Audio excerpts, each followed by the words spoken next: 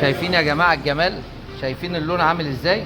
حاجة بسم الله ما شاء الله، والسوى واللون ومقرمشة.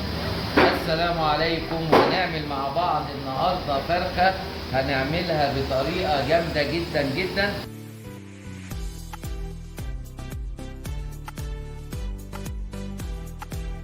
بنطلع دي مش عايزينها، لو عايزين تستعملوها في اي حاجة. بعد كده بناخدها من النص كده اهو زي ما حضراتكم شايفين.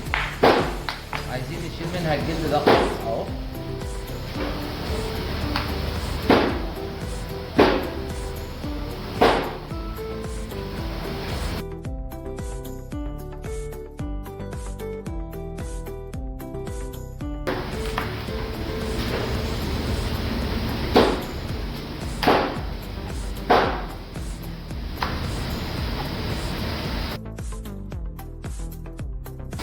زي ما حضراتكم شايفين ده بقى ممكن نخليه نعمل بيه اي حاجه، نحطه في الشوربه او في الخضار.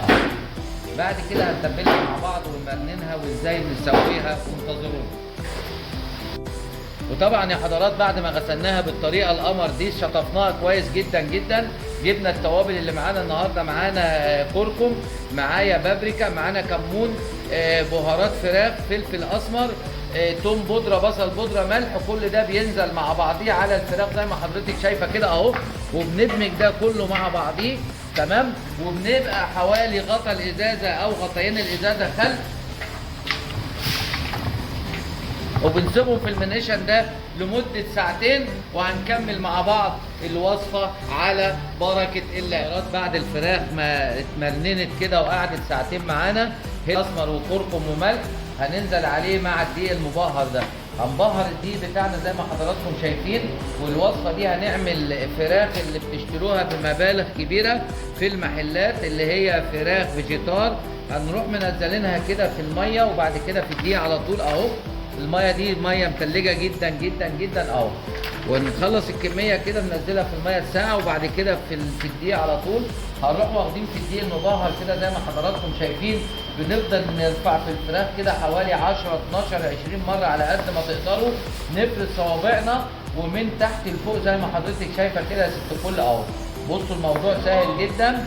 يبقى احنا النهارده عملنا الفراخ اللي بتتباع في المحلات بمبالغ كبيره بطريقه سهله جدا جدا. والشغل اللي احنا بنعمله ده هيعمل القشور اللي حضراتكم شفتوها. بعد كده هنرفع الفراخ نشيلها على جنب زي ما حضرتك شايفه كده، وهننزلها تاني في الميه المتلجه اهو. والفراخ هتفك يا شيف من ايديها؟ لا يا ست الكل مش هتفك من الميه.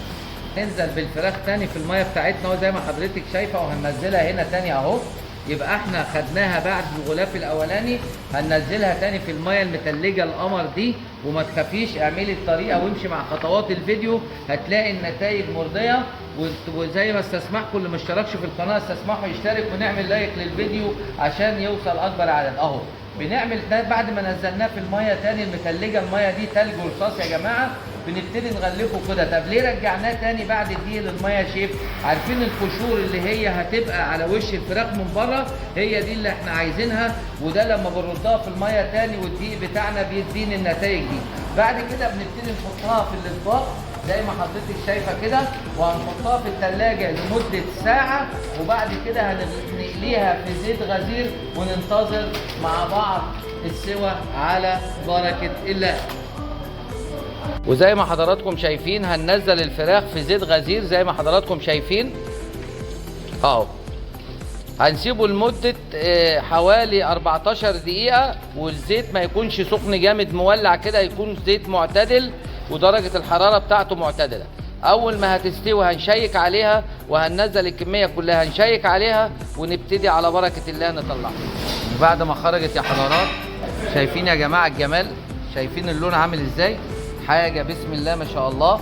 والسوى واللون ومقرمشه وهتعجب حضراتكم. واستسمحكم اللي ما اشتركش في القناه استسمحوا يشترك ونعمل لايك لكل فيديو عشان يوصل اكبر عدد.